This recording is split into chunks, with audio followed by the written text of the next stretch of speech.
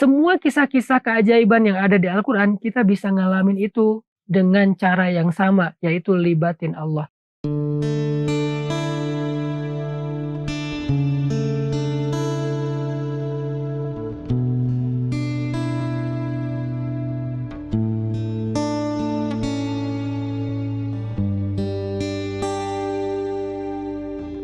Hari ini saya akan bahas 3 cara yang paling sederhana melibatkan Allah dalam urusan kita secara general.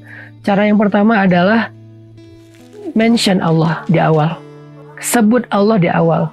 Jangan lupa nge-tag Allah di sejak pertama kali kita melakukan satu kebaikan. Misalnya Nabi Musa. Sebelum Nabi Musa berdakwah kepada Fir'aun, sebelum Nabi Musa datang kembali ke Mesir dari Yordania atau Madian, hal pertama yang dilakukan Nabi Musa itu adalah meminta petunjuk Allah. Nge-mention Allah dengan kalimat, Rabbi syrah li sadri, wa yassir li amri, wahlul 'uqdatam min lisani, yafqahu qawli, waj'al li waziran min ahli, Haruna akhi, ushdud bihi azri, wa ashrikhu fi amri, kay nusabbihaka katsira, wa nadhkuraka katsira. Rabbi, lapangkan dadaku, mudahkan urusanku, tuntun ucapanku agar dia mengerti apa yang aku katakan. Dan beri aku seorang pendamping, seorang teman dalam dakwah ini, dalam perjuangan ini. Harun, saudaraku, jadikan dia sebagai penguat, pendukungku, agar kami bisa bertasbih kepadamu sebanyak-banyaknya, agar kami bisa bersyukur kepadamu sebanyak-banyaknya. Nah, ini adalah cara pertama melibatkan Allah dalam urusan kita, yaitu dengan berdoa, nge-mention Allah, nge-tag Allah, menyebut nama Allah, bismillah, insya Allah, kemudian doa-doa safar, doa-doa sehari-hari, bahkan doa-doa yang sifatnya lebih spesifik. Libatkan Allah dengan doa, libatkan Allah dengan menyebut nama Allah, libatkan Allah dengan nge-mention Allah. Dan lebih baik lagi kita menyebut nama Allah itu dengan nama-namanya yang mulia. Walillahil asma'il husna, walillahil asma'il husna fad'uhu biha. Allah punya banyak nama-nama yang mulia, maka panggillah Allah dengan nama-nama yang mulia itu. Jadi libatkan Allah dengan cara menyebut nama-nama Allah, dengan cara berdoa kepada Allah ketika kita awal mengerjakan sesuatu. Ketika kita punya masalah dengan seseorang, langsung libatkan Allah dengan berdoa, dengan menyebut nama Allah, dengan memanggil nama-nama mulia Allah di antara Asmaullahil Husna. Dan itulah rahasia Sayyidah Maryam dan juga Sayyidah Aisyah mendapatkan pembelaan Allah ketika mereka difitnah, ketika mereka dibuli oleh masyarakat mereka. Apa yang dikatakan Sayyidah Maryam dan Sayyidah Aisyah ketika awal mendapatkan berita kalau mereka itu sedang difitnah, dibuli, kalau sekarang mungkin di sosial media. Hal pertama yang diucapkan Sayyidah Aisyah dan Sayyidah Maryam adalah Ashku bathi wa huzni ilallah, wallahul musta'an ala ma yasifun.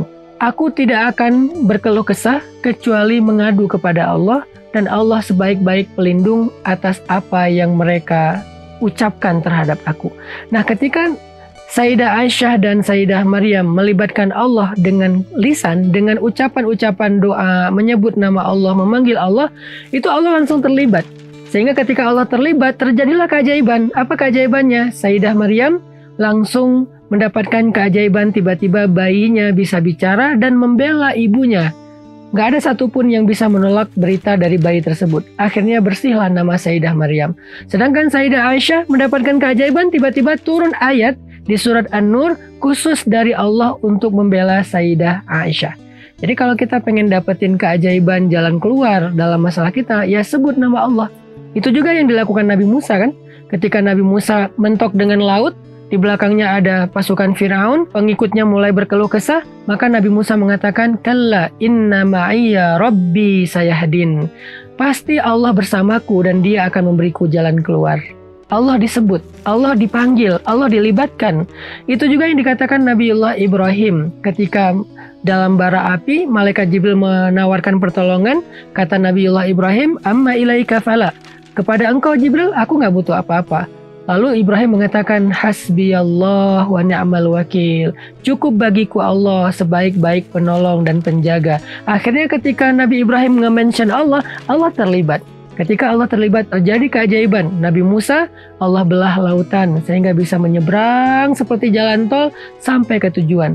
Nabi Ibrahim, Allah jadikan api itu bukan padam, tetapi sejuk dan nyaman buat Ibrahim. Semua kita pasti akan mendapatkan hal yang sama, itu pasti, absolut.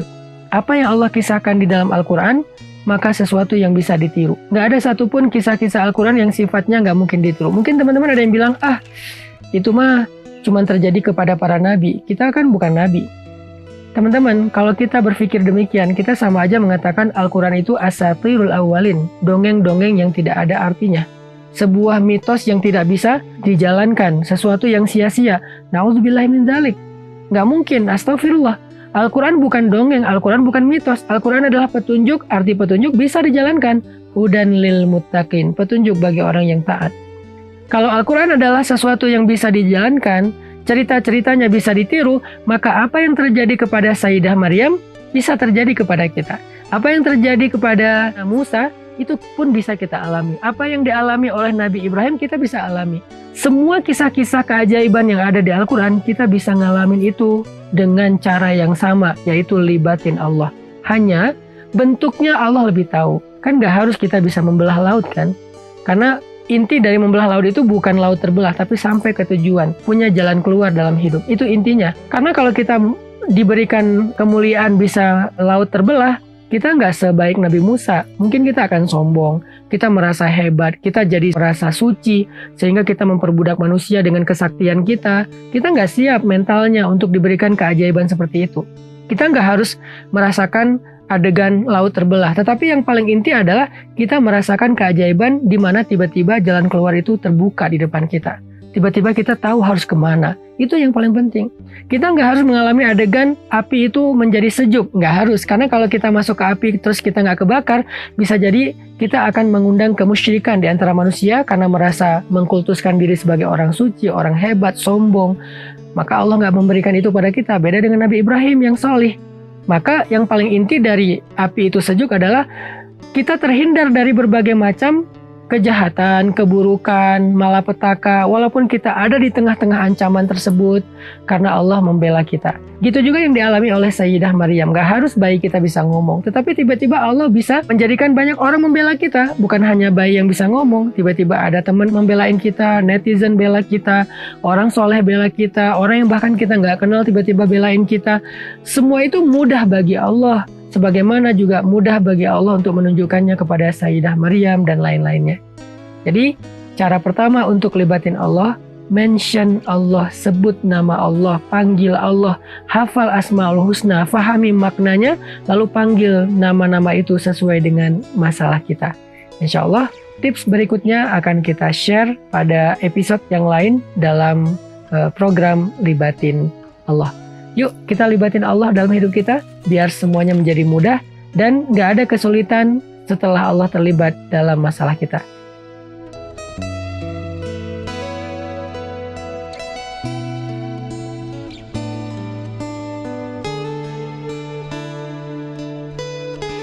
Aneh kalau misalnya kita pengen dapetin dukungan Allah, pengen dapetin pertolongan dan pembelaan Allah, tapi sehari-hari kita tuh berjarak dengan Allah.